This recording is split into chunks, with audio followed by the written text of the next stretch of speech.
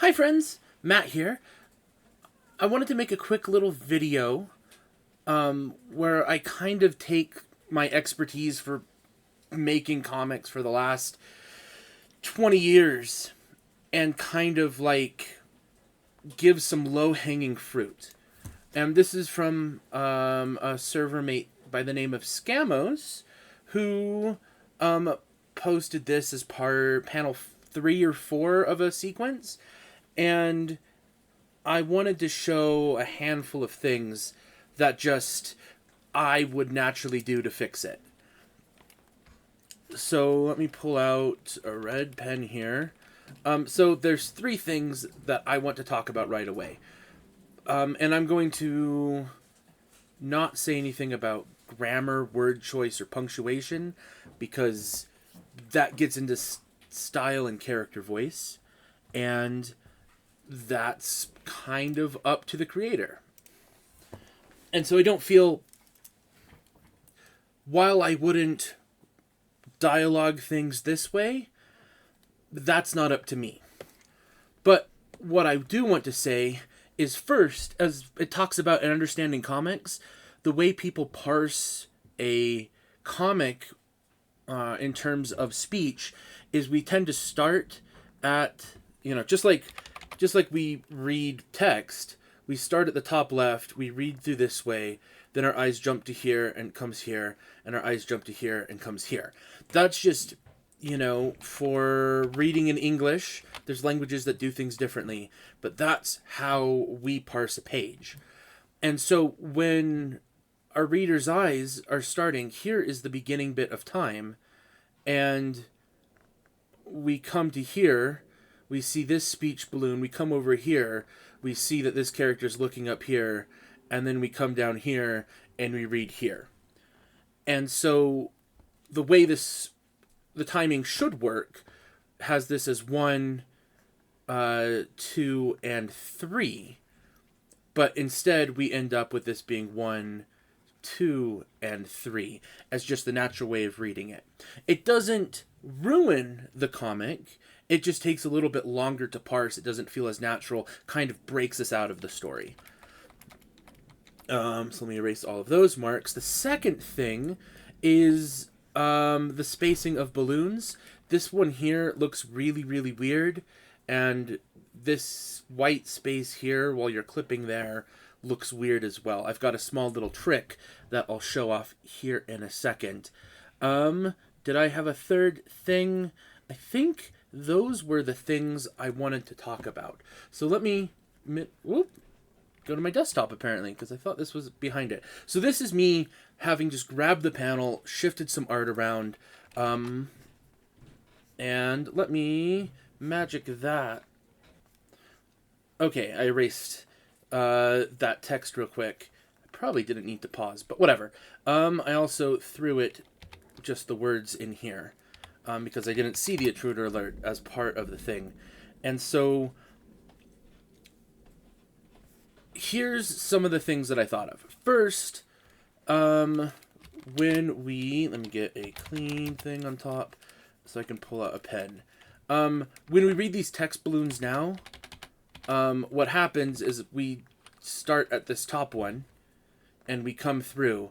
And this balloon being in its own space makes it take time. So we really feel that period that I think I may have added. And then we come through and we read this. And then we see this. And then we see this. And we're ready to move on. So this just naturally makes the timing of the page a little bit better. The second thing is I decreased the size of the speech balloons. The way I make speech balloons is I make a little ellipse and a little tail.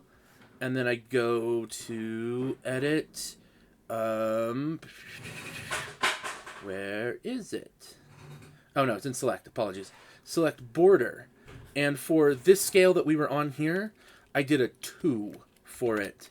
And just a quick little bucket fill fills it in with enough of a balloon where you can see what it is. If you do it with a 1, you can make that kind of work, but that's a little bit too thin for me. So, a little bit thinner in terms of the balloons. And let me actually, I'm going to go to image, canvas size. Let's add an extra 100 pixels to it. And I can demonstrate this here. Resize. I can go to layer to image size, and just sort of boop, boop, and boop, and boop. Paste, paste, paste, paste. There we go. Not exactly pretty, but it'll work. So I'm going to take the intruder alarm right here.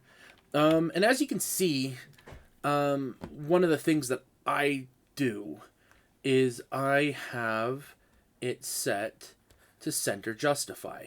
If you open up your tools, your text tool, you can see that here sets it so that everything is left justified, and that is what makes it so that everything gets kind of tricky. But if you hit it here to the center justify, that makes it a lot easier to fit inside of a balloon. Although I wouldn't necessarily do that for intruder, like something like this. I would probably also grab, different fonts are good to do for things. Courier is what tends to get used for programming, and so that is a common computer thing. We'll just make that red real quick. And then you can also do a thing where you, this is just something I came up with just now, is if you,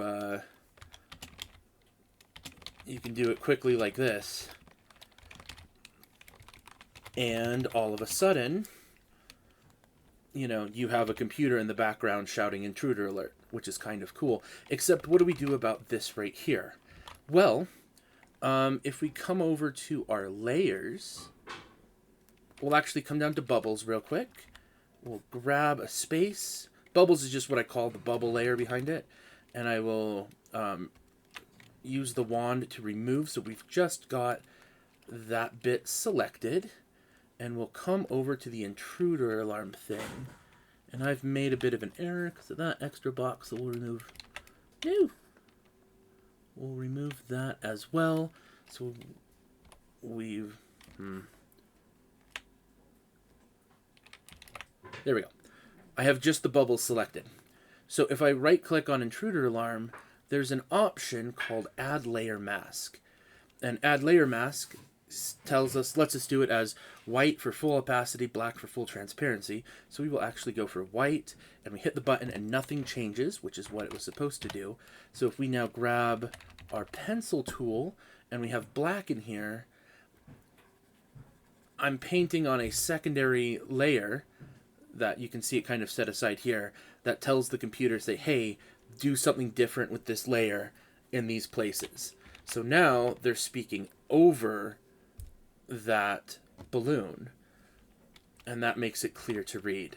So these are just a handful of things I thought of when I saw this panel, and feel free to incorporate any of them that you want into your work. There's a lot of little tricks and tips that I've picked up from doing this for so long. Hopefully this has been helpful. Thank you very much for watching. Have a great day. Bye-bye.